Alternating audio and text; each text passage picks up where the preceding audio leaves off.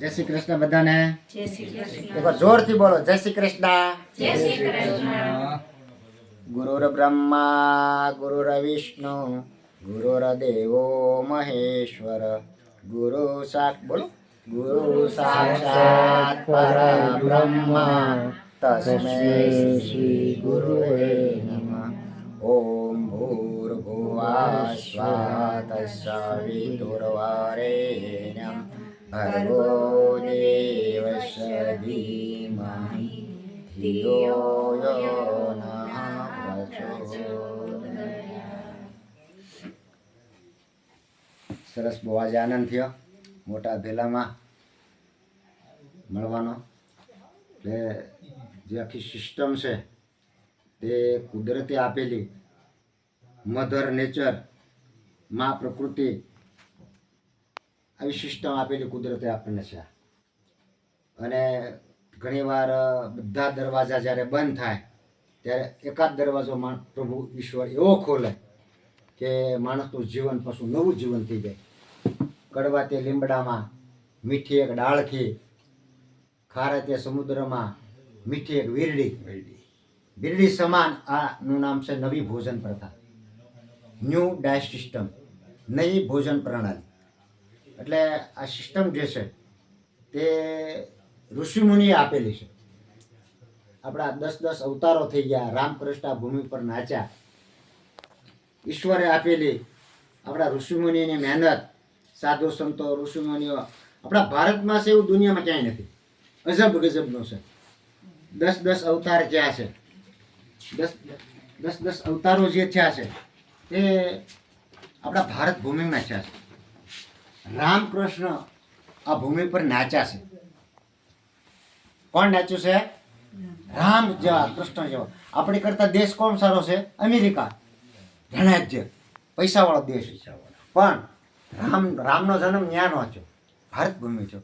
ભારત એટલો પવિત્ર દેશ, આપણી સંસ્કૃતિ, આપણી પ્રકૃતિ. અને વિશ્વને જો કાંઈ આપવા જેવું હોય, તો ભારતીય સંસ્કૃતિ છે.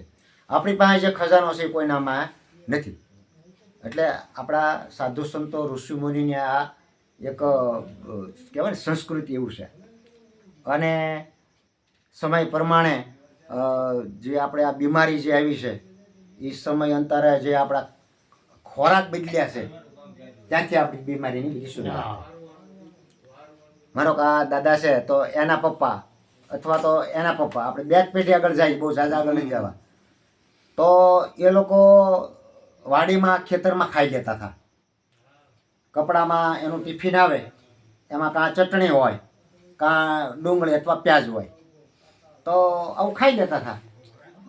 ઓલું પાણી ધોરિયામાં જે નીકળ્યા કોહથી હાલતું ને પહેલાં, એ પાણી બકરું પી લેતા હતા. અથવા બાજુમાં કૂવો હોય, તળાવ હોય, નદી હોય, નદીમાં વીડા કરી આપણે પાણી બધા પીતા, આપણને ખબર છે. તો એની સરખામણીમાં આપણી સરખામણીમાં શું ફેર છે?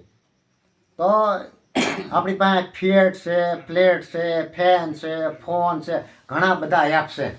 પણ એમાં માણસ અપસેટ થઈ ગયો. શું થયું? માણસ આખો અપસેટ થઈ ગયો. એટલે હવે એને પાછો ફરીવાર સેટ કરવા માટે ઈશ્વરે આપેલી આ સિસ્ટમ, એનું નામ છે નવી ભોજન પ્રથા.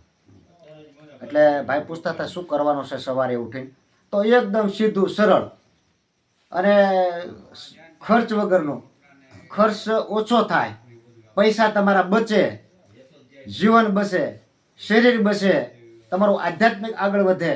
આવો એક જ રસ્તો દુનિયામાં કોઈ હોય તો તે છે નેચર સિસ્ટમ. એટલે સવારે ઉઠ્યા પછી જો 2-3 કલાક કાંઈ જો ન નાખીએ તો રાતનું બધું ખાધેલું છે એ પાચન થઈ જાય. પાચન એમાંથી રસ બને અને શરીરનું તંત્ર વ્યવસ્થિત થઈ જાય.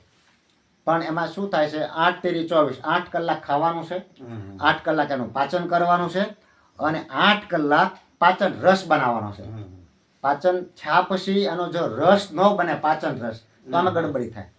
તો આમાં શું કરવાનું છે, 12 વાગ્યા સુધી જો આપણે કાંઈ ન નાખીએ શરીરમાં, 12 થી 1, 2, 3, 4, 5, 6, 7 અને 8, એટલે 8 કલાક સુધી આપણે ખાવાનું છે. 12 વાગ્યાથી રાતે 8 વાગ્યા સુધી. પણ ઋષિમુનિઓ, સાધુ સંતોનું બધાનું કહેવાનું એવું છે કે આપણે સૂર્ય અસ્ત પહેલાં ખાઈ લેવું જોઈએ. પણ હવે બધી સિસ્ટમ આપણે આવવા મળી છે. એટલે 8 કલાક પછી પાચન થાય. રાતના 8 થી સવારના 4 વાગ્યા સુધી પાચન થાય શરીરમાં, કે જે આપણે કાંઈ ખાધું પાચન. પછી 8 થી 4 થી બપોરના 12 વાગ્યા સુધી એમાંથી પાચન રસ બને. હવે જે પાચન રસ જ્યારે બનતો હોય ને ત્યારે આપણે બધું નાખી દઈએ. હવરા બેઠા ઉઠીને ચા, નાસ્તો, ગાંઠિયા, જલેબી આપણે જે નથી ખાવાનું બધું નાખીશું. એટલે જે રાતનું બધું કમ્પ્લીટ એક ન થયું હોય તો આપણે પછી બીજું નાખી દઈએ. ત્યાં તો આપણે પાછું 10-11 વાગે વળી ચા પાણીનો ટાઈમ થાય. કોઈક મહેમાને વળી પાછું બપોરે જમવાનું. હજી આ જે પાચન ન હોય ત્યાંથી બીજું નાખીએ, બીજું પાચન ત્રીજું નાખીએ. આપણે નાખવાનું ચાલુ જ છે.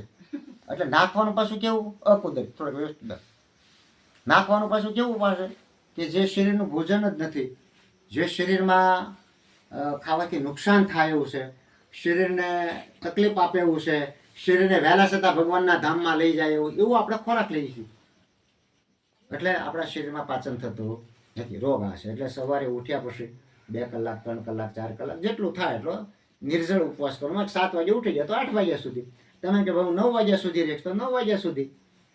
પણ જેટલું સવારે નહીં નાખીએ એટલો મોટામાં મોટો ફાયદો સવારના ઉપવાસનો છે. એટલે આપણા ઋષિમુનિઓ આપણને એકાદશીના ઉપવાસ આપ્યા, વાર આપ્યા. મંગળવાર, સોમવાર, રવિવાર બહેનોના ભાઈઓના, શનિવાર આપ્યા, સોમવાર ભોળાનાથના આપ્યા.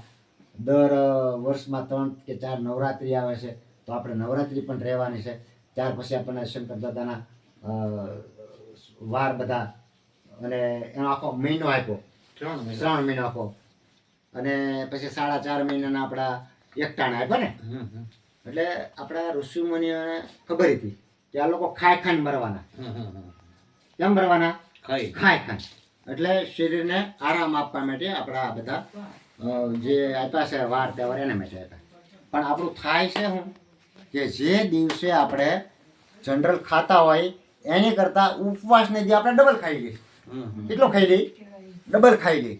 અને કેવું કેવું ખાઈ? બધું જ ખાઈએ. ફરાળના ઢોસા ને ફરાળને ઉખડી ને ફરાળનું, હવે તો બધું ફરાળમાં એની માથે લખી નાખે નામ ફરાળ છે ફરાળ. એટલે આડે દિવસે ખાતા હોય એની કરતાં આપણે ઝાઝુ ખાઈ જઈએ છીએ. અને છતાં શું કહીએ છીએ કે ભાઈને અથવા બેનને કાલનો ઉપવાસ છે હો, એવું કહીએ આપણે.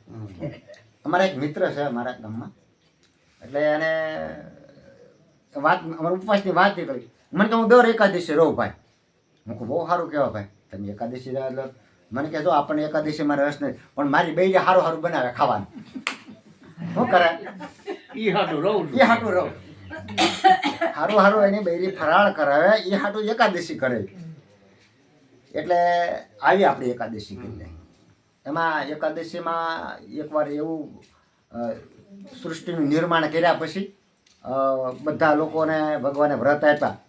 તો શિયાળિયા કે જો ભગવાને આપણે અન્યાય કર્યો, માણસોને કેવું સરસ મજાની એકાદશી આપી, સોમવાર ભોળાનાથનો આપ્યા, બધાને વાર આપ્યા. અને આપણને ભગવાને કાંઈ કે વાર કે ઉપવાસ કરવાનું આપ્યું નથી. એ કે આપણે આંદોલન કરવું જોઈએ, ભગવાન પાસે આપણે રૂબરૂ મળવું જોઈએ, અને આપણે ભગવાનને કહેવું જોઈએ કે ભગવાન તમે અમારી સાથે અન્યાય કર્યો છે, આ બધાને વ્રત આપ્યા તો અમને કેમ ન આપ્યા. તેમાં મોટો એક શિયાળિયો છે ને બધાને ભાઈ મિટિંગ કરી આખી સભા તૈયાર થઈ. એ કહેતો હવે એ કે હાલો આપણે જઈએ ભગવાન પાસે. આખું ટોળું ઉપડ્યું ભગવાન પાસે. ભગવાન સાથે બેઠા, મંત્રણા કરી, મિટિંગ કરી, બધી ફાઇલો બનાવી, બધા કાગળિયા બનાવ્યા, બધું કમ્પ્લીટ. એ કે તો આપણે કેમ કરશું? એ કે આપણો આજથી ઉપવાસ ચાલુ. કે ઘણા કે ના ના ભાઈ, કોક તો ચા પીને આવ્યા હોય, કોક કે નાસ્તો કરીને આવ્યા હોય, એ કે બધું ભલે કરીને આવ્યા હોય, પણ આજથી આપણો ઉપવાસ પાકો. એટલે આજે આપણે ગણ્યા થાકી દઈએ એમ કે ભગવાને આપણને જો ભગવાને કહી દીધું કે જાઓ તથાસ્તુ, તમને જે ફાવે ને અઠવાડિયે 1 વાર રહેજો.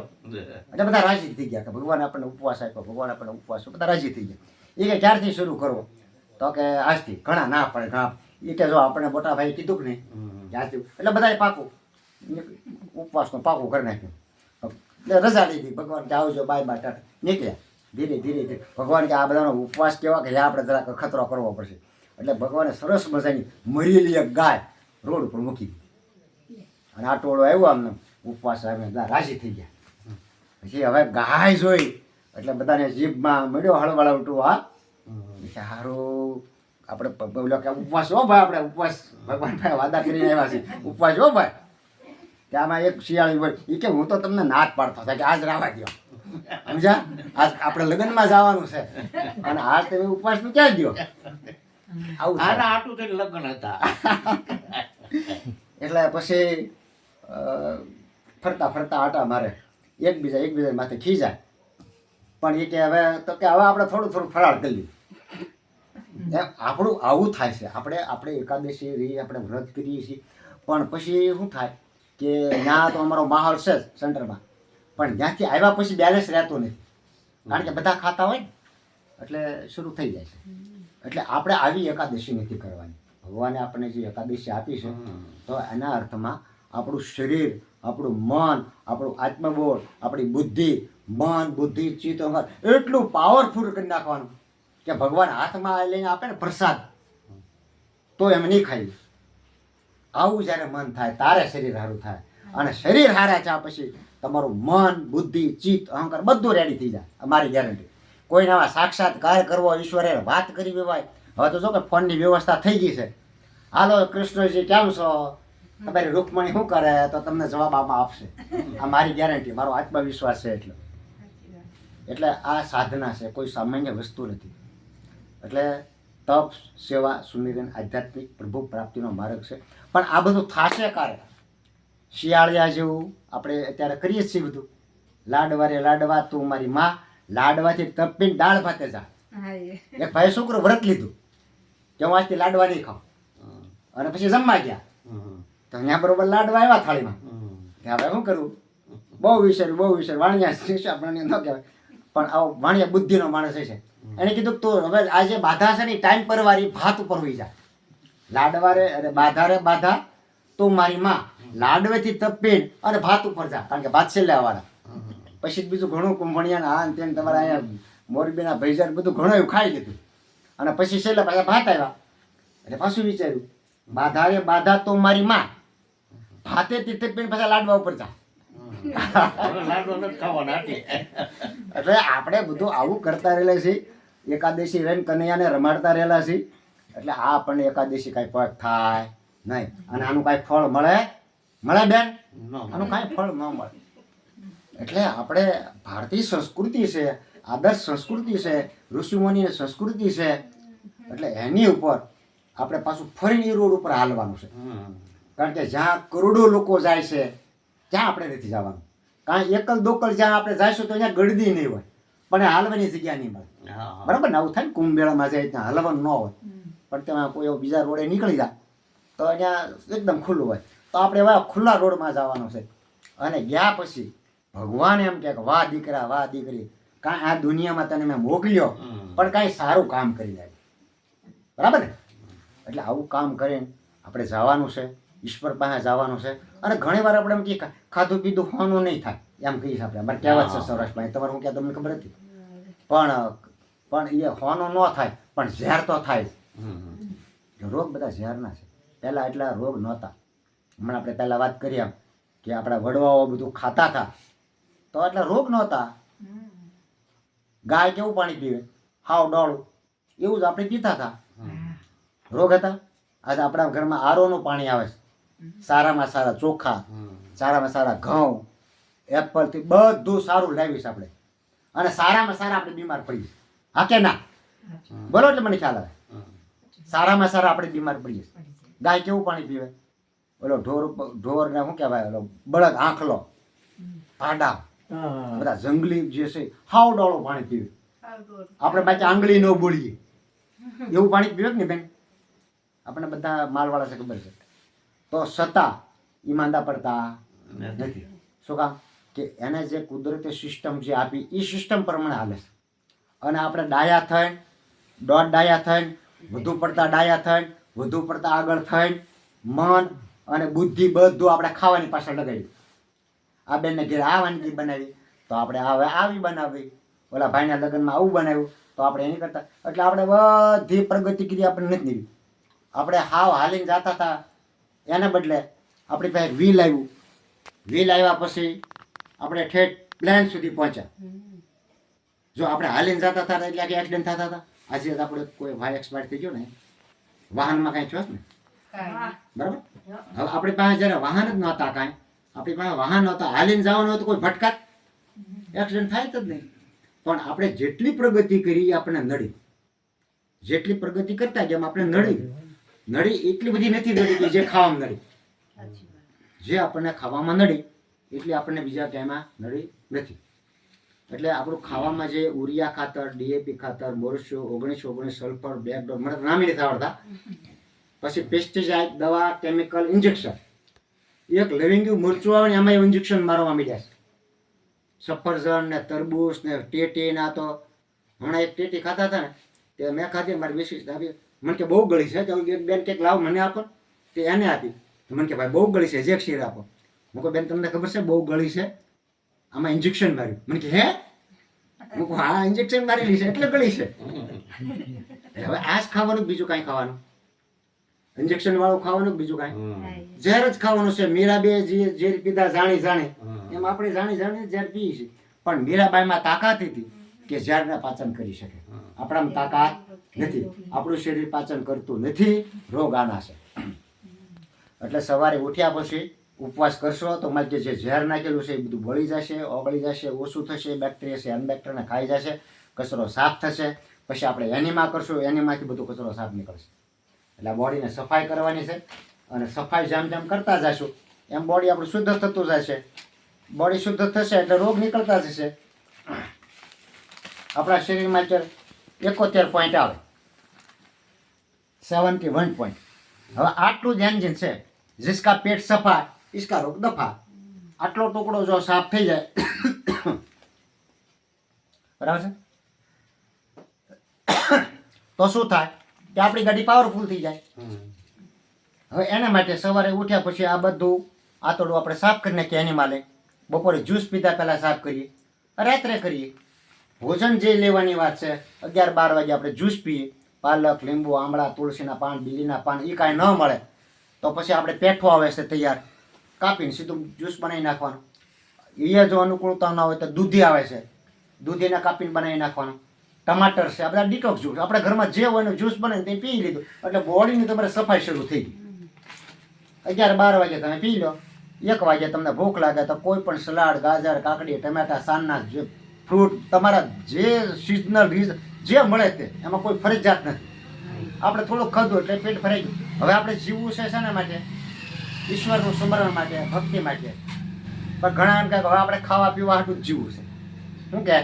ખાધું પીધું ખંભે. શું કહે?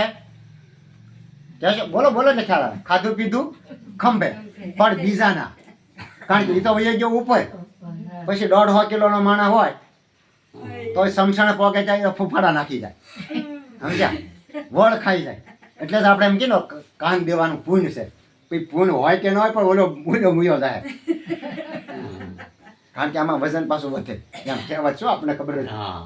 પણ 3 જણા એક બાજુ હોય, 3 ને 3 6 જણા. રામ બોલો ભાઈ રામ, ફૂલ સ્પીડમાં જતી હોય ગાડી.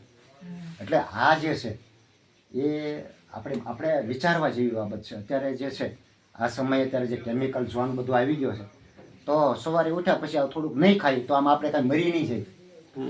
કારણ કે મારું પોતાનો જો અનુભવ કહું તો મારા લાકડાનું કામ, આખા લાકડાની માહિતીથી વ્યારી હું બંને જણા મંદિર બનાવતા. અને મોટા મોટા લાકડા, લીલા લાકડા, ઊંચું ન થાય એવું ખેડૂત જેવું કામ. અને અમે આ સિસ્ટમ બધી કરી. હું 1 મિનિટ ભૂખ્યો ન રહ્યો. જો 1 મિનિટ રાંધવા મોડું છે ને બૈરું આવ્યું બને આવો સ્વભાવ. કોઈ દી ભૂખ્યું નહીં રહેવાનું, કોઈ દી વાર નહીં રહેવાનું. અને કોઈ આમ કે ને વાર રહેવાનો, ઉપવાસ કરવાનો તો એની યારે ભાઈબંધી તોડી નાખવાનું. આવું આટલું ખાવાનું છે. મને ખાય ખાને અવડી મોટી ગેલેરી બનાવી, બાલ્કની બહાર કાઢી. અને શરીરમાં બધી તકલીફો વધી, કમરની તકલીફ વધી, બધું બહુ તકલીફ વધી. અને બધી તકલીફ વધ્યા પછી ઈશ્વરને પ્રાર્થના કરી કે ઈશ્વર આ માટે મનુષ્યનો અવતાર આપ્યો. અને પછી આ સિસ્ટમ અમે શરૂ કરી. સિસ્ટમ શરૂ કર્યા પછી પહેલો ઉપવાસ મારી જિંદગીમાં મેં 24 કલાકનો કર્યો. શિબિરની બહાર ગયો, ઉપવાસ કર્યો, હળવું લાગ્યું, મજા આવી. હું આ તો બહુ સારું. ખાઈ ખાઈને દોણકું ભરી ભરી મોટું કર્યું અને એમાં તો બધા રોગ થયા. પેટ બહાર નીકળ્યું. જો આમ પેટ બહાર નીકળ્યું એટલે પાછળની કરોડરસ છે ને એ દબાણે. જેનું પેટ બહાર નીકળે ને કરોડ દબાય. એટલે ડૉક્ટરે કીધું આમાંથી કાપીને બધું કાઢવું પડશે. કારણ કે આમ થઈ ગયું. અને કાં વજન ઘટાડો તો સીધી થઈ જાય. તો હવે તો કાંઈ શક્ય નહોતું. કારણ કે ખાવાનું જ એટલું બધું આવે એટલે પછી ઓલા એમ કે મહાળમાં વિવાન માં પીરે એમ ઘરવાળી બધું બનાવે સારું સારું આગ્રહ કરી જમાડતી હોય તો એ ઓછું કરવું કેમ? એટલે પછી આ સિસ્ટમ આવ્યા પછી આ કરોડ છે ને પેટ ઓછું થઈ ગયું કોઈ સીધી થઈ કમર ઓટોમેટિક ઉઠી. પહેલો ઉપવાસ 24 કલાકનો કર્યો, પછી ઘેર આવીને 36 કલાકનો કર્યો, ત્યાર પછી 48 કલાકનો કર્યો, અને 2 વર્ષ પહેલા 7મા મહિનામાં મેં 15 દિવસના નિર્જળા ઉપવાસ કર્યા. કેટલા દિવસના? મારી જીભ પર નારાયણભાઈ પાણીનું ટીપું મૂક્યા વગર 15 દિવસના નિર્જળા ઉપવાસ. આ સાધના છે. જે 1 મિનિટ ખાધા વગર ન રહી શકે અને 15 દિવસના નિર્જળા ઉપવાસ કરવા એ કોઈ સામાન્ય વસ્તુ છે. એટલે ઈશ્વરની પૂર્ણ કૃપા ઉપર ઉંગારી ઉપર થઈ ભગવાનનો સાક્ષાત્કાર આને કહેવાય. બરાબર છે ને? એટલે આવી સાધના અમે કરતા રહેલા છીએ. એટલે સવારે ઉઠ્યા પછી ઉપવાસ એટલે હું કરું છું ને પછી જ કહું છું 2 કલાકનું 3 કલાકનું. એક બેન ઋષિ પાસે ગયા, સાધુ પાસે, અને કીધું કે અમારો છોકરો ગોળ ખાય છે. તો સાધુએ શું કીધું? એ કે તમે 15 દિવસ પછી આવજો. એટલે 15 દિવસ સુધી બેને રાહ જોઈ. 15 દિવસ પછી બેન પાસે બાળક લઈને ગયા. કારણ કે ગોળ ખાય એટલે કરીમ થાય, પેટમાં દુખે, ગેસ થાય, બધી બહુ તકલીફ થતી ગોળ ખાવાથી. એની મમ્મી કહેતા પણ માનતી નહીં, એટલે એ સાધુ પાસે લઈ ગયા. સાધુ પાસે ગયા તો સાધુએ 15 દિવસ પછી કીધું દીકરા ગોળ ન ખવાય, ગોળ ખાવાથી પેટમાં કરીમ થાય, રોગ થાય, આમ થાય, તેમ થાય. એ બેન કે પૂરું થઈ ગયું? તો કે હા પૂરું થઈ ગયું. એ કે આ તારે ગોળ ન ખાવ એટલું જ જો કહેવાનું હતું તો 15 દિવસ પહેલા કેમ ન કીધું? તો સાધુ સંતે એવું કીધું કે 15 દિવસ પહેલા હું ખાતો હતો, હું જ્યાં સુધી ખાતો ત્યાં હું તમને કેમ ના પાડું? હું બીડી પીતો હોઉં, તમાકુ ખાતો હોઉં, માવો ખાતો હોઉં, હું તમને સલાહ આપું કે ભાઈ ન ખવાય હો, તો એ કેટલું યોગ્ય અને મારું કેટલું તમને અસર થાય. એટલે અમે સાધના કરી છે અને 20 થી 25 લાખ લોકો સુધી અમે આ સંદેશો પહોંચાડવાનો પ્રયત્ન કર્યો છે. મારી પોતાની યુટ્યુબ ચેનલ છે. ચેનલનું નામ છે ભગવાનભાઈ NDS. આટલું નાખશો એટલે અમારા બંને જણા વિડીયો આવશે. દરેક વિડીયોમાં અમારો ફોન નંબર આવશે. એટલે ગમે ત્યારે કોઈ ફોન કરીને પૂછી શકશો. તમારી સાથે અમે 90 દિવસ જોડાયેલા રહેશું. એટલે સવારે ઉઠ્યા પછી આપણે જો નહીં ખાઈએ તો આપણા શરીરમાં પેટની વાતે જે બેક્ટેરિયા છે, અનબેક્ટેરિયા ખાઈ જાય છે, શરીર હળવું થશે, પેટને થોડીક પાચન કરવાની જગ્યા મળશે. ઓલું ફૂલ ટ્રાફિક જામ થઈ ગયું હોય, સારે બાજુ ટી હોર્ન મારતા અમારા સુરતમાં જેવું થતું, ક્યાં જવું, આમ જવું, પાછળ ન જવાય, આગળ ન જવાય, બધું બ્લોક થઈ ગયું હોય અને કેટલા સમય સુધી ધોવાડા કાઢે. હવે આવું બધું અંદર થાય, હવે આપણે કાંઈક જગ્યા થાય તો મોકળા થાય. એટલે આ જો કરવું હોય, લાઈન કરવી હોય આગળ, તો પેટને આપણે ખુલ્લું છોડી દો અને ટ્રાય કરો બંધ થઈ જાય. આપણે 15 દિન ક્યાં મરી જવાના? બરાબર. એટલે સવારે ઉઠ્યા પછી કાંઈ નહીં નાખવાનું, પછી જ્યુસ પીવાનો છે, પછી સલાડ ખાવાનો છે, પછી ફ્રૂટ ખાવાનું છે. રાત્રે એક ટાઈમ જમી લેવાનું, દાળ ભાત શાક રોટલા રોટલી જે આપણને અનુકૂળતા આવે આ બધું આપણે ખાઈ લીધું. પછી આપણને જો આપણે થોડુંક સાધનામાં આગળ વધવું છે તો એક દિવસ ખાવાનું, એક દિવસ નહીં ખાવાનું. બરાબર છે? એક દિવસ જમી લેવાનું, એક દિવસ ફ્રૂટ ને બધું ખાવાનું. તમે કહે જે આપણે આગળ વધવું છે, હજી શરીર જલ્દી સારું કોઈ લગ્ન કરવા હોય અને શરીર ઉડું મોટું હોય, છે એ વાતે થતું ન હોય તો પછી એને અમે રાંધેલું બિલકુલ બંધ કરાવ્યું. કેન્સરવાળા જે લોકો છે એને રાંધેલું બિલકુલ નહીં. અને જે ખાવાનું છે એમાં બાકી આખી સિસ્ટમ છે, આખું રસ ઉપર જ કરાવ્યું, કારણ કે રોગ કાઢવાના છે. એટલે આવું જો આપણે કરશું તો શરીર હળવું થઈ જાય. એટલે ત્યાર પછી રાત્રે આવું સરસ ભોજન કરી લેવાનું. અને જે નથી ખાવાની તે મુખ્ય 5 વસ્તુ છે આપણી, જે આપણા શરીરમાં રોગ કરે છે, જેને કે રોગ થયા છે, એવી જો આપણે 5 વસ્તુ આપણા શરીરમાં નહીં નાખીએ તો રોગ ઓટોમેટિક બંધ થઈ જવાના છે. બરાબર છે નારાયણભાઈ? એટલે સવારે ઉઠ્યા પછી આ રીતે આખી સિસ્ટમ કર્યા પછી એનીમાં સવારે કરવાની છે, બપોરે કરવાની છે, રાત્રે કરવાની છે. એ આપણે એકાદ મહિનો કરીએ, 1 મહિનામાં બધું સાફ થઈ જાય. પછી એક દિવસ કરવાની, એક દિવસ નહીં કરવાની, આવું બધું અંતરે ધીરે ધીરે ઓછી કરવાની. એટલે નથી ખાવાની વસ્તુમાં પહેલાં આવશે ડેરી પ્રોડક્ટ્સ, દૂધની વસ્તુ. દૂધ તો ભગવાને પ્રિય છે અને એમાં વિટામિન બધું છે, વાત બધી સાચી છે. પણ દૂધના ઘણા 80% રોગ આપણા શરીરમાં છે. કાનુડાએ માખણ ખાધું, મિશ્રી ખાધી, દહીં, દૂધ, આ બધું વાત આપણી બધી વાત સાચી છે. પણ કાનુડાએ તો ટેસ્ટલી આંગળીએ ગોવર્ધન ઉપાડ્યો, આપણે ઉપાડો ને? આપણે કેવું ને, કૃષ્ણ જ્યારે ગાયું ચારવા જતા હતા તો જશોદાએ કીધું કે બેટા તું આ પગમાં કાંટા, બધા કાંકરા બધું હોય જંગલમાં, દીકરા તું કાંઈ ચપ્પલ પહેરીને જા. એ કે નહીં માં. કેમ? એ કે મારી ગાયો કોઈ ચપ્પલ નથી પહેર્યા. વિચાર કરો, તમને આવો વિચાર આવે કોઈ દી? કૃષ્ણ આવો વિચાર આવ્યો. કૃષ્ણે કીધું કે મારી ગાયો કોઈ ચપ્પલ પહેરતી નથી તો હું પણ નહીં પહેરું. એટલે કૃષ્ણે તો આ કર્યું. પહેલાના વખતમાં બહેનો જ્યારે ભાઈઓ જ્યારે એક્સપાયર થઈ જતા હતા તો બહેનો મારી પાછળ સતી થતી હતી. હા કે ના? ભાઈ મરી જાય તો બેનને પાછળ બળવું પડતું હતું. તો આજે કેમ કોઈ બળતી નથી? એટલે આપણને જે ફાયદો થાય, આપણને જે મજા આવે, આપણને જે આનંદ આવે, આપણને જ્યાં એમ કે મુનાફો વધારે મળે એવું આપણે કહીએ. જ્યાં હાથ નાખ્યો ત્યાં આપણને કંઈક બટકું ભરી ગયું, કોરડી ગયું, દાઝી ગયા, કરંટ લાગ્યો તો હાથ લઈ લી. જ્યાં હાથ નાખ્યો ત્યાં ફાયદો છો, આપણને એમાં લાભ છો તો આપણે લઈ લઈશ. આપણે સ્વાર્થી બની ગયા છે. કેવા બની ગયા છે? એક નંબરના સ્વાર્થી બની ગયા છે. આપણને ભોગ સિવાય બીજું કાંઈ દેખાતું નથી. એટલે હવે આપણે સાચા અર્થમાં માનવ થવા માટે એટલે દૂધની વસ્તુ છે આપણે છોડશું. 15 દે ટ્રાય કરવાનું. એમાં નાળિયેરનું દૂધ બને, આપણે બનાવ્યું હતું ફ્રૂટ સલાડ.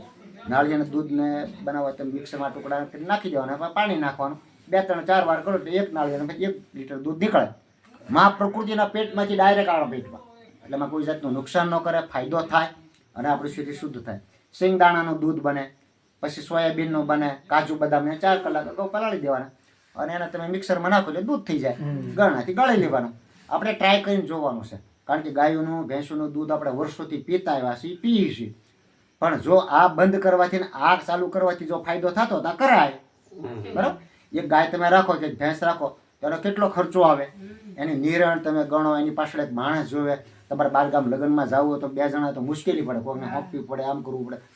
એટલે હવે તમે આ કાજુનું તમે રોજ કાજુ બદામનું દૂધ પીવો તો તમને કાંઈ પૈસામાં તાણ પડશે નહીં, એટલો ફાયદો થશે.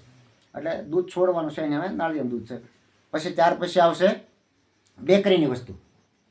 બેકરીની જે વસ્તુ છે આપણે 65 કલાક સુધી શરીરમાં રહે તો બેકરીની વસ્તુની જેમ આપણે શાકની રોટલી લઈશું. પછી આવશે ખાંડ. ખાંડ આપણે કહેતા કે ભાઈ ખાંડ ખાઈ તો હાડકા આપણા ગળી જાય, આપણા ડોહલા કહેતા. આપણી બધી રસોઈ લગ્નથી માંડીને દરેક પ્રસંગમાં આપણી જે રસોઈ બનતી ભાઈ તે આપણે ગોળમાં બનાવતા. આપણી ચા પણ ગોળમાં બનતી. બરાબર? અંગ્રેજ લોકો આવ્યા ને આપણને આ મુદ્દે રવાડે સડાવી દીધા ટાઢા પાણીને ખહ કાઢવા હતું. હજી આપણી માથે કેટલો પ્રેમ છે આપણને ખબર છે. અંગ્રેજ લોકોએ આપણા વિદેશ ભારતીય લોકોનો સત્યાનાશ કાઢી નાખ્યો એટલે ચા આપી. એટલે ખાંડ જે છે એ ઝેર છે. ત્યાર પછી આવશે નમક. ટાટાનું નમક જે આવે છે એ પણ એટલું ઝેર છે. ત્યાર પછી આવશે રિફાઇન્ડ તેલ. રિફાઇન્ડ તેલને અમે આપણે દેશી ઘાણાનું તેલ કાંઈ મળતું તે લેવાનું છે. આપણે જે નમક છે એને બદલે આપણે સિંધવ નમક, પણ સિંધવ નમકમાં આપણે સક્સેસ નથી ગયા ભાઈ. સિંધવ નમક છે આનાથી પણ થાઇરોગ થાય છે. એટલે નમક જે છે એ સિંધવ વાપરવું અને એમાં 100%માંથી 10% જ વાપરવું. કેટલું? 100%માંથી 10% વાપરવું. જે નમક અને ચા બંધ કરશે એને વિસી કરડી ગયો તો વિસી મરી જાય, નાક કરડી ગયો તો નાક મરી જશે, એને ઝેર સડશે નહીં. આજ આપણું મધ છે ને, હું ત્યાંથી 2 દી પહેલા હલવા ગયો ને ત્યાં માખીએ બરોબર આ કાનમાં ટસકારી મેં બધું જોયું પણ માખી આમ ઉડી ગઈ, પણ કરડી ગયું પાકું છું મને. પછી હું કહું આ બધું હોજી જવાનું છે ને બધું દુખવાનું, આવું બધું ખાલી વિચારતો. પણ પછી આમ થોડુંક સોડ્યું અને ત્યાર પછી આ બધું અંદર પાછું દુખાવા ચાલુ છું. એટલે ઈશ્વરને પ્રાર્થના કરી, હે પ્રભુ, મેં જો મધ સાચા અર્થમાં છોડ્યું હોય, અહિંસા પરમો ધર્મે જો મધ છોડ્યું હોય તો મને તકલીફ ન થાય તો વધારે આવું. પ્રાર્થના કરી તો પાણી લગાડ્યું ખાલી આમાં અને રેડી થઈ ગયું, કાંઈ તકલીફ ન થાય. એટલે તમારા શરીરમાં જે ઝેર ભર્યું છે, શું ભર્યું છે? રોગ બધાના છે. એટલે આ બધી વસ્તુ આપણે ન ખાઈએ અને આ ખાઈએ તો આપણે એમાં કાંઈ મરી જવાના નથી. આપણું આયુષ લાંબુ થશે, સારું થશે, નિરોગી થશે અને ભગવાન પાસે જઈશું તો ભગવાન ખુશ થશે. બરાબર છે? તો એટલું આપણે પૂરું કરશું ભાઈ મહેશભાઈ. કૃષ્ણ કનૈયા.